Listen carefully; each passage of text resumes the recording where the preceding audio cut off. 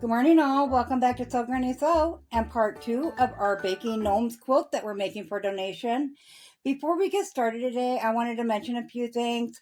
On the last video, I had left links for 4 different organizations that are helping out in North Carolina.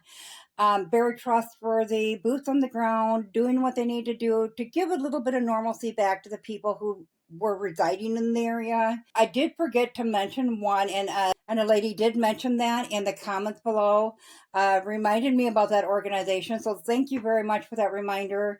The organization is called Cajun Navy. They do wonderful work. They're out there with the rest of them, and I will find a link for them and link it in the description below. So be sure to check them out. I do apologize for forgetting them.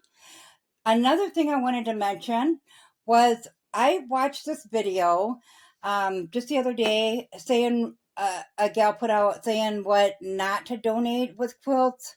I don't want to contradict what she said because she has some very good information in the video. However, she has suggested waiting until later with the quilt donations. She had been working with an organization and requested quilt donations, and they were overwhelmed with them and nowhere to go with them and so forth at the time. She said maybe a little bit later, and then I thought, well, maybe I'm sending them too early. And then the next 3 videos I watched where they're actually doing the work in North Carolina, they all requested blankets. So I guess it's up on you yourself and whatever organization you're sending to of whether they need those blankets right now and whether you can send them right now and so forth. So just be sure to check it out and make sure that they are requesting when you send them. The 2 quilt shops I linked on the last video were requesting blankets at that time. Okay, with all that being said, let's get on to the quilt. So I have all my blocks made up. I've worked ahead actually. When I'm making them, I do label them. So this here tells me row 8. I also make up a sheet, and yes, I got something on there. I don't know what that is. That tells me, like the hat is drawn on those blocks, and these are just plain. That tells me how each block starts, so I don't mess it up along the way. One thing I did discover when doing the applique of the chef's hat, when you put them all together, they really don't ring right away as a chef's hat until you see the blue fabrics, which is beside it, but it has a chef gnomes on it with the hats. So then you can tell, but from a distance it really doesn't. So I drew this line on here, just a quick one, to see if that would define it. So when I'm quilting in, I might quilt a line across there. Not sure yet. We'll see how it goes and how it looks in the end.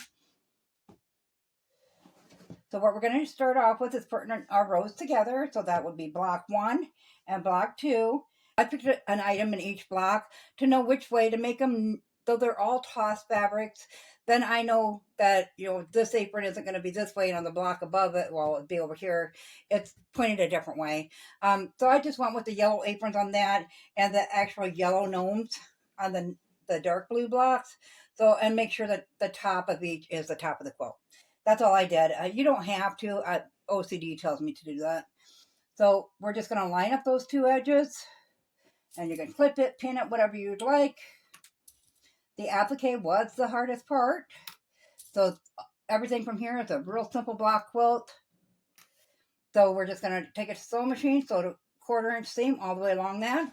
And you're going to do that with all the blocks in a row. So I have worked ahead and I have the rest of mine put together. So I'm going to go ahead and get this row together, and then I will meet you back here. You can see we have this one done. Pretty simple. So now we're just going to take that to the ironing board, and we're going to iron the seams one way or the other on these. But in order to know which way we're going on this, because this is row number 8, we have to bring in row number 7 because we want our seams to nest. And as you can see, we ironed this one to the left. So on this one, we're going to go ahead and iron that to the right. So I'm going to go ahead and get this ironed up, and I'll meet you back here. So we have row number 7 and 8 here, both ironed up, ready to go. So now we're just going to, once again, line up those seams, making sure row 7 is on top and 8 is on the bottom. Nest in those seams.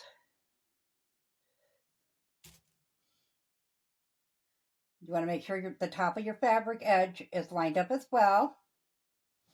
So on these, The squares are still fairly good size. We started off with 9-inch squares, and once you get both sides sewn in, of course, it's 8.5. But you do have a little more fabric that can get messed up, shifted around when you're sewing. So I did put in an extra pin in the middle of each block, as such. So we're going to go ahead and get them all pinned in.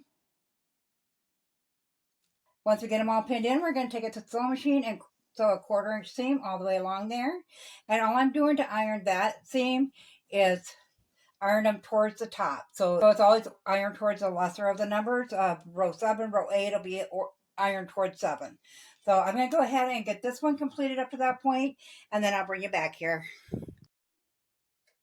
So we have all 4 sections of the quilt put together in 2 rows each. So there's 1 and 2, 3 and 4, 5 and 6, and of course the top is one we just finished, which is 7 and 8. So we're going to make sure we get that in the right order. Get those switched around. We're going to go ahead and I'm just going to pull this number 2 off. We really don't need the bottom ones anymore. And we're going to flip that over onto number 3. We can get rid of number 3 as well. And we're just going to nest those seams in and pin them into place just like we did on the last round to get the 2 rows together. Then we're going to sew all 4 pieces into place, just as we did with the last round, where we're going to pin it together, take a 1/4-inch seam all the way along there. So I'm going to go ahead and get them all sewn into place so we can get this measured and see how much or if we need any border around the outside. So I'll get this done, iron it flat, and I'll meet you back here. So we have our quilt top finished as far as the inner part, and I measured it. See, I'm not real sure if I really like those chef hats or if I need to put more emphasis on it, but I did check the tracking on that other fabric, and it hasn't left its shipping domain yet. So I do have the tracking number, and it's by UPS. So we'll just have to wait for that to come in to know when we're going to finish up the back on it. But the dimensions of the quilt top come in at 58.75 inches by 68.25 inches. So I think we are close enough to the 60 inches by 72 inches that we really wouldn't have to put a border on. And I'm not real sure I want to add that yellow into it anyways. And I think it's got plenty of blue and white. So I think we'll just wait it out, get that fabric in, and go ahead and sandwich it together. And then we'll get a little more creative on the binding. As always, guys, if you found this video useful, go ahead and give it a big thumbs up. It really helps our channel grow. If you haven't subscribed yet, go ahead and hit that subscribe button because we'd love to have you here at Sew Granny Sew. Thanks all. Have a great day. Bye.